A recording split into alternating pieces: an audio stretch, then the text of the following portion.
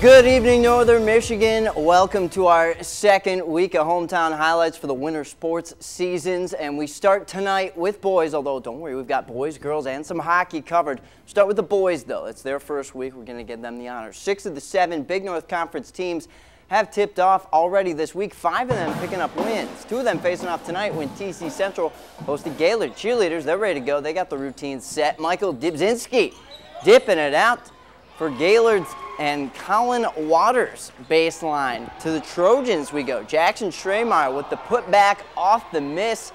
Mason Houston then finds Devontae Walker. We're going to keep an eye on the Trojan offense. There's Walker. He's got the ball now. He finds his spot, picks it, puts it up. And then more Trojans on their end. Lucas Rowe kicks it out to Walker on the other end. The guy's ambidextrous. He likes both angles. Back to Gaylord we go, though. Jack Cordy, great member of the Blue Devil football roster, and you can see why tackles his way to the hoop.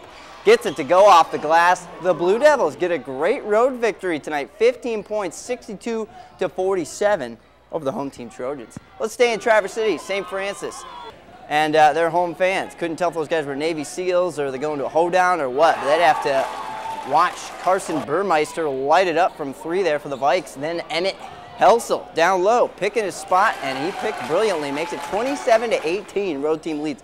Glad's coming back, though, after a steal. Gus Dan's gonna give it a little shimmy and drop that one at the elbow of the paint. Gonna get the fans pumped. Look at that. Got some future male cheerleaders maybe in the works there. Great pyramid. Back to Grayling. Burmeister to Darren Nicholas. It is the time for Sweet St. Nick to deliver. He delivers a 3. Burmeister then streaking down the floor. Nobody could stop this guy. He seemed to have control over everything he was doing in the road gymnasium tonight. Grayling wins 76-52 over the Glads. Elk Rapids, once again, a team to look out for in the Lake Michigan Conference this year. Taking on Charlevoix tonight. Elk's ball shot by Alec Troutman.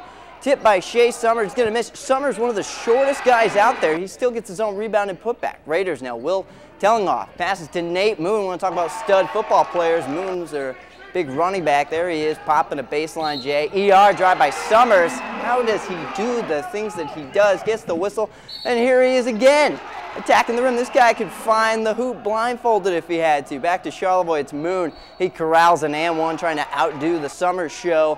Another nice drive here, though. Summers, how high did he dribble that before getting to the hoop? I don't know. I got to work this guy on the weekends. And then he drops it off. Cole Walker alert. Boom, down. The future Florida State Bulldog.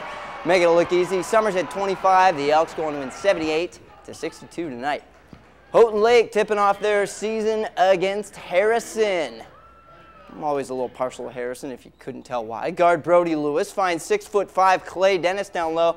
Puts it up, misses, but Adam sure thing, fights for the rebound, gets the offensive glass, and puts it in. Gives the Hornets an early lead. Houghton Lake ball. Luke Steckler, he's a stickler, finds Joe Stiles, puts up the J, misses, but Steckler fouls it up. Great offensive board. You got to work that glass, both sides. Harrison gets it done on the defensive end now.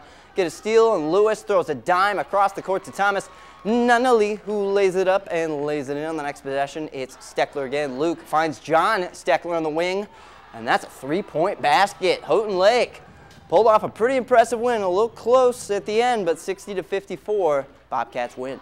It's always confusing for me because the Bobcats are Harrison in Old School movie, if you've ever seen that, but it was Houghton Lake in that highlight. Roscommon, Farwell, they're both going at it. Jack Pine as well. Down late in the 4th, 49-38. Farwell tries to come back. Jordan Rieger swipes the pass, takes it in for the layup.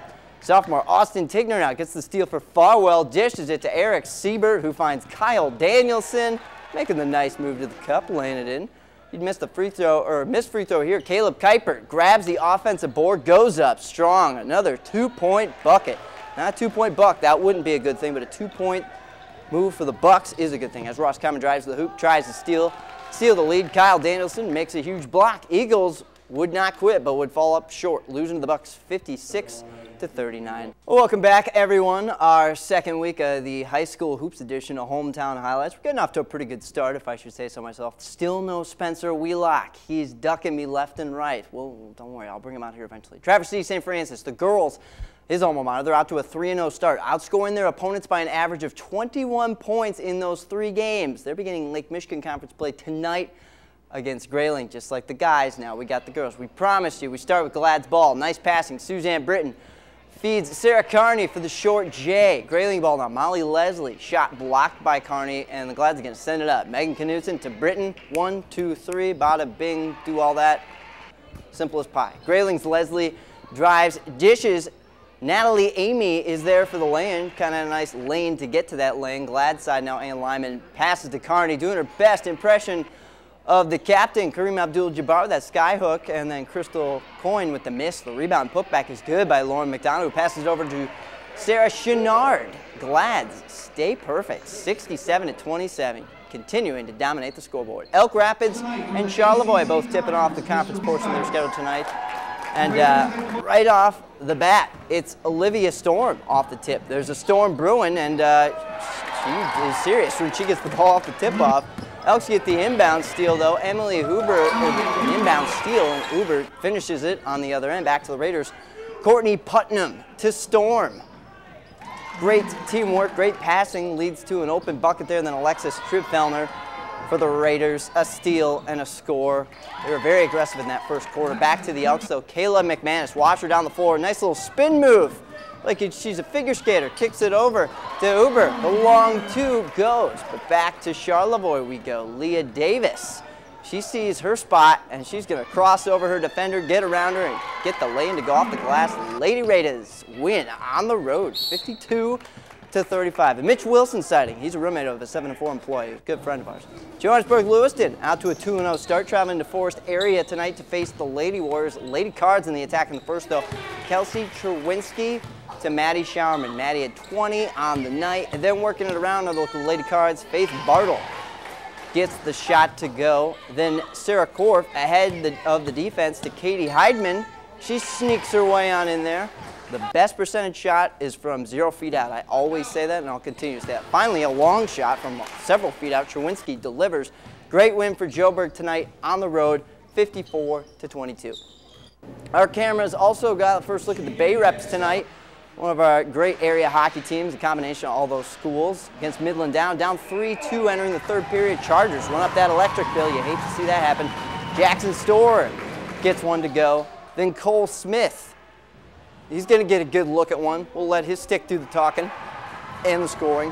Finally, it's now 5-2 until number 6. It's only fitting. Number 6 makes it 6-2. Matt Christian, good wrist shot. And 6-2 would be your final. The Reps would continue to plug away. A great look here at the end by Ben Jacoby. He already had scored in this one, but that Dow Charger goalie stayed tough through the end. And 6-2, the road team gets the win at center ice.